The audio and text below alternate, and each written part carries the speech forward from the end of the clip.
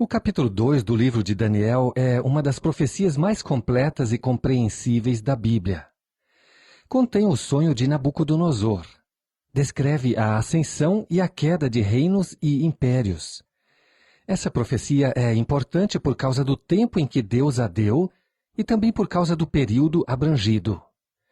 Aqui está a história do mundo desde o tempo de Daniel, 600 anos antes de Cristo, até o fim do tempo marcado pela segunda vinda do Senhor Jesus.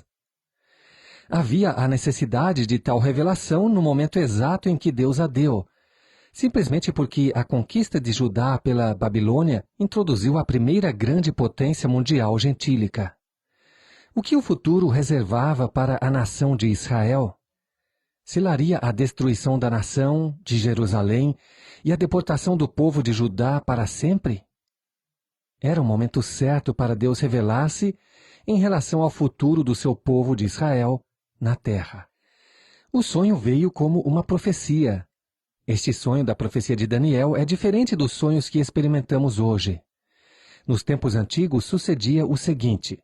Deus disse em Números 12, 6: Ouvi agora as minhas palavras. Se entre vós houver profeta, eu, o Senhor, em visão, a ele me farei conhecer, ou em sonhos falarei com ele.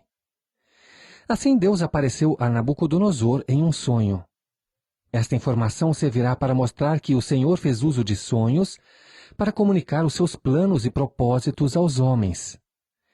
Tenha em mente o fato de que Deus não fala mais com as pessoas através de sonhos. E isso é porque a sua revelação completa e final para o homem foi dada nas Sagradas Escrituras e através do Senhor Jesus Cristo. Hoje, os sonhos não são o resultado de revelação, mas suas causas são físicas, emocionais ou psicológicas. Vamos então para o sonho, capítulo 2, versículo 1. E no segundo ano do reinado de Nabucodonosor, Nabucodonosor teve sonhos, e o seu espírito se perturbou, e passou-se-lhe o sono.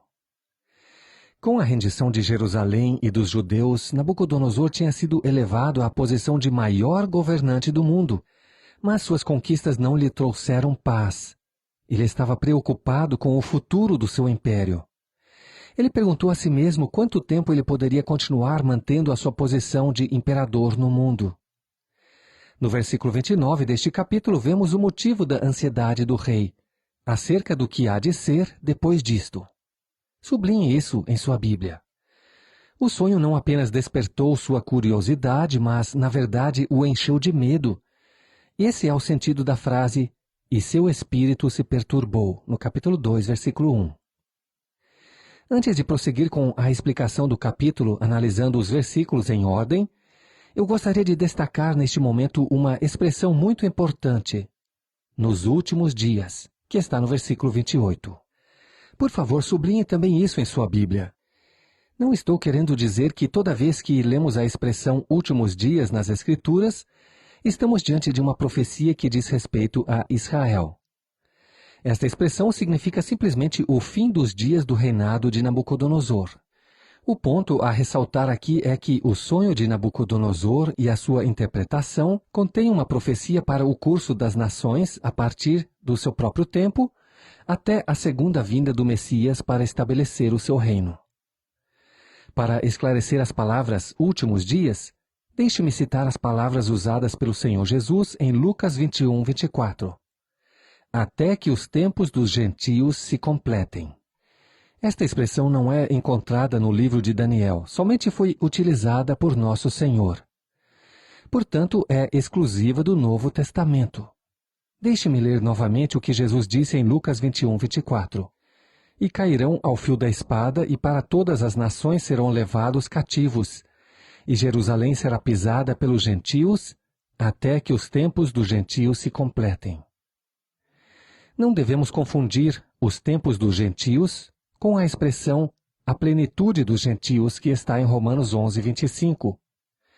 Estas duas expressões não significam a mesma coisa. A plenitude dos gentios termina com a retirada da igreja da terra por nosso Senhor, antes da tribulação. É verdade que os judeus crentes desta dispensação, que confiaram em Cristo, estão na igreja e fazem parte de um grupo minoritário dentro da igreja. A verdadeira Igreja de Cristo consiste de pessoas salvas. Portanto, a expressão "a plenitude dos gentios" compreende o número total de pessoas tomadas, principalmente dentre os gentios, que finalmente formarão a Igreja completa. Quando a Igreja for retirada da terra, a história judaica será retomada. Portanto, os tempos dos gentios começaram com o cativeiro da Babilônia sob o reinado de Nabucodonosor e serão concluídos quando Cristo retornar à terra depois da tribulação para estabelecer o seu reino. Isto inclui a era da Igreja em que vivemos. Portanto, estamos vivendo os últimos dias. Que a época do domínio dos gentios não vai continuar indefinidamente e que o Messias virá a tempo para estabelecer o reino para os judeus é claramente ensinado na interpretação do sonho do rei Nabucodonosor. Após o sonho, o rei fez algumas exigências que se encontram nos versículos 2 a 11. Devido à natureza do sonho, Nabucodonosor acordou com um espírito perturbado e nervoso, um sentimento que cresceu até que ele se tornou muito irritado, como diz o versículo 12. Então ele convocou seus magos, seus encantadores e feiticeiros, o que correspondia à sua universidade inteira de eruditos especialistas, e lhes disse por que ele os havia chamado. Ele tivera um sonho que o perturbava muito e o deixara com medo. Em vez de dizer ao seu grupo de adivinhos qual era o sonho, ele insistiu que eles dissessem o que ele tinha sonhado e interpretassem o sonho. Uma pergunta interessante aqui seria se o rei se lembrava do sonho ou não. Os comentaristas bíblicos estão divididos em relação a isto. Alguns dizem que sim e outros que não.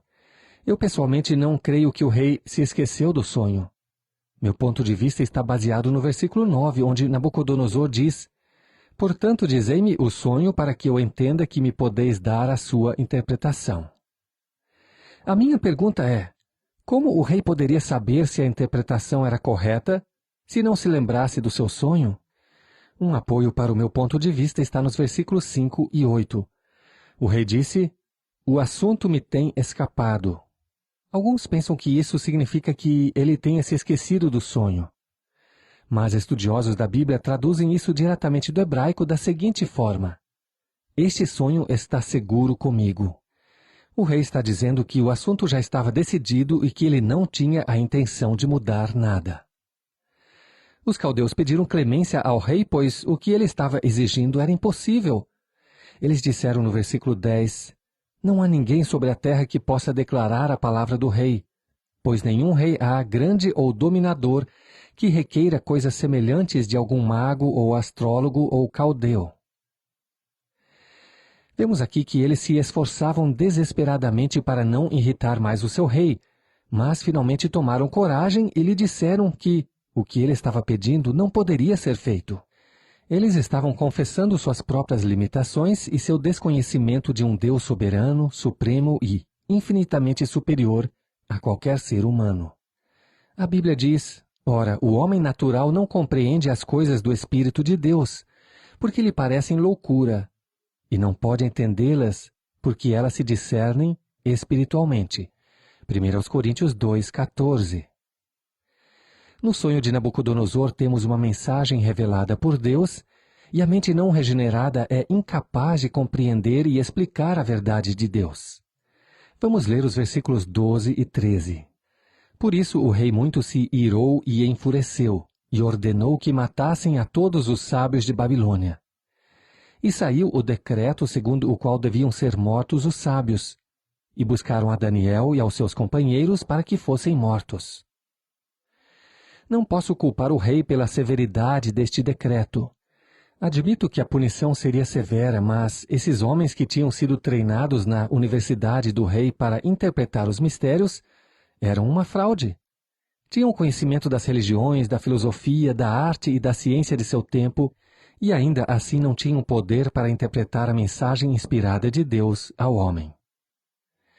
Não me admira o ressentimento de algumas pessoas contra as nossas igrejas hoje em dia, e tampouco eu as culpo.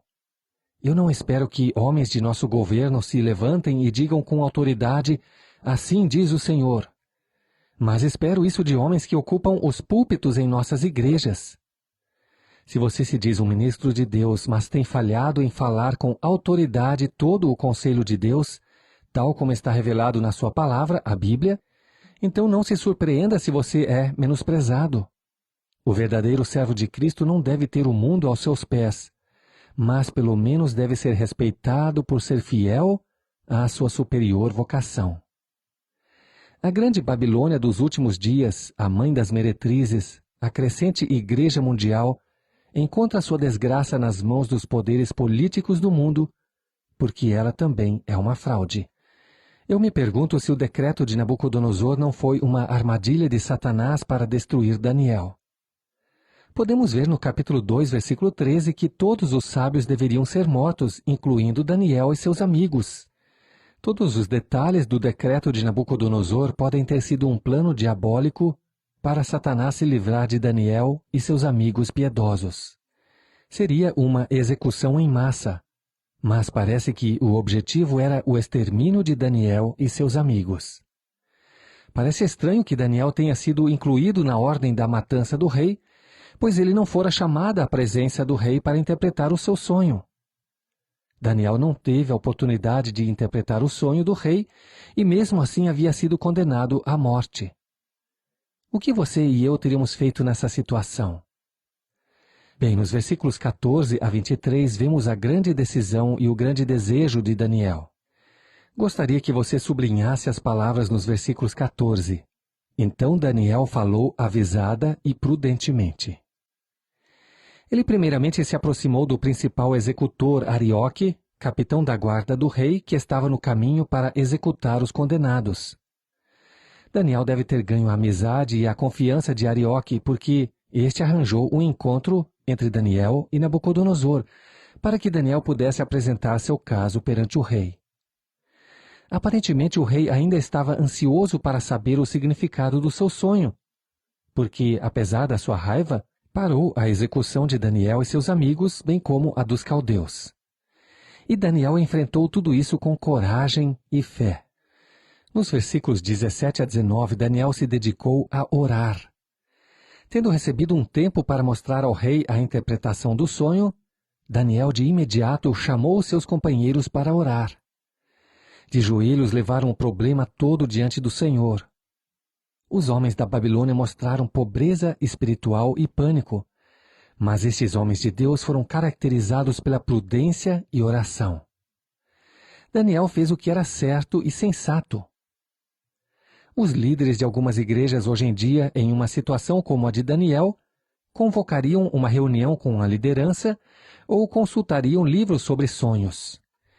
A oração de Daniel mostra a Deus que eles vieram pedir por misericórdia. Estes homens piedosos não viram nenhum valor em si mesmos. O que fizeram então? Dependeram da misericórdia de Deus. Esta história está fundada sobre a oração. Nesses versículos somos lembrados de que a oração é essencial para compreender a verdade espiritual. Os segredos de Deus não são revelados para aqueles que não o conhecem e que se recusam a orar para ele. Deus disse em Jeremias 33:3, clama a mim e responder-te-ei, e anunciar-te-ei coisas grandes e firmes que não sabes. Daniel pediu a Deus para lhe dar a conhecer o sonho do rei e a sua interpretação. Deus respondeu à oração de Daniel. Daniel havia orado com fé e Deus lhe concedeu o pedido, e ele imediatamente louvou e glorificou a Deus. Daniel 2:19-23. Seu louvor começou dizendo que o nome de Deus deve ser bendito eternamente. Embora eu não possa provar que Daniel estava citando passagens das Escrituras, certamente ele tinha muito material disponível para isso. Sem dúvida, ele estava familiarizado com passagens como Jó capítulo 12, Salmos 31, Salmos 41, Salmos 75 e Salmo 103. Vimos que Daniel louvou a Deus pela revelação que Deus lhe dera. Louvou a Deus por seu poder e a sua providência ao controlar as estações e a sua autoridade absoluta sobre todos os reinos da terra. Se alguém tem verdadeira sabedoria, sua única fonte é Deus. Se um homem é um governante ou um líder, é porque Deus o permitiu. sendo isso evidente ou não para o governante ou seus súditos. Uma das lições que devemos aprender com este capítulo é o fato de que, apesar de Deus sempre estar pronto para revelar coisas profundas a seus filhos, ele se recusa a revelar-se a qualquer transeunte ocasional, alguém que está de passagem. Devemos ter uma atitude espiritual para com Deus e a sua palavra. Por quê? Ora, o homem natural não compreende as coisas do Espírito de Deus. 1 Coríntios 2,14. Nosso Senhor tinha isso em mente quando disse em Mateus capítulo 7, versículo 6, Não deis aos cães as coisas santas, nem deiteis aos porcos as vossas pérolas. Não aconteça que as pisem com os pés e, voltando-se, vos despedacem. Aparentemente ele estava pensando desta forma quando orou em Mateus 11, 25, Graças te dou, ó Pai, Senhor do céu e da terra, que ocultaste estas coisas aos sábios e entendidos, e as revelaste aos pequeninos. É preciso ter uma atitude espiritual que flui de uma vida em comunhão com Deus, para entender as coisas profundas de Deus. De acordo com esse contexto, essa era a atitude de Daniel. Vamos olhar para os versículos 24 a 30 para ver as atitudes e ações de Daniel, agora que ele tem a palavra direta de Deus. Depois que Daniel recebeu a resposta para o mistério do sonho do rei, suas primeiras palavras foram para o executor real, pedindo-lhe para não matar os sábios da Babilônia e para levá-lo à presença do rei. Sem perda de tempo, Arioque levou Daniel ao rei e fez conhecer o seu propósito. Daniel e José passaram por uma situação semelhante. Podemos ler esta história em Gênesis capítulo 41. Ambos admitiram a fraqueza humana e apontavam para Deus como o revelador dos segredos proféticos. Muitas vezes alguns de nós perdemos oportunidades como estas para glorificar a Deus. Quando encontramos alguma verdade na Bíblia que não vimos antes, então saímos e pregamos ou ensinamos como se nós mesmos tivéssemos escrito o texto bíblico. Quando é que nós, mortais, daremos a glória devida a Deus? Lembre-se sempre que existe um Deus no céu que revela os segredos. Não é fácil escaparmos do pecado da soberba intelectual. O homem carnal é orgulhoso de seu conhecimento. O espiritual é humilde pela sua falta de conhecimento e não se esquece de que o pecado do orgulho intelectual começou com Satanás. Um dos requisitos para a liderança espiritual, conforme 1 Timóteo 3,6 é: não seja neófito, para que, ensoberbecendo-se, não caia na condenação do diabo. Por que eu estou falando isso? Porque se Daniel tivesse caído nesse pecado, a história teria sido diferente. Nós lemos que Daniel permaneceu no reino, mas ele não poderia ter continuado se tivesse uma opinião muito elevada de sua própria habilidade ou de seu conhecimento. A Bíblia diz em Provérbios 26:12, Tens visto o homem que é sábio a seus próprios olhos? Pode-se esperar mais do tolo do que dele. Graças a Deus que Daniel não foi orgulhoso. Ele deu a glória a Deus e assim Deus lhe revelou o sonho e a sua interpretação.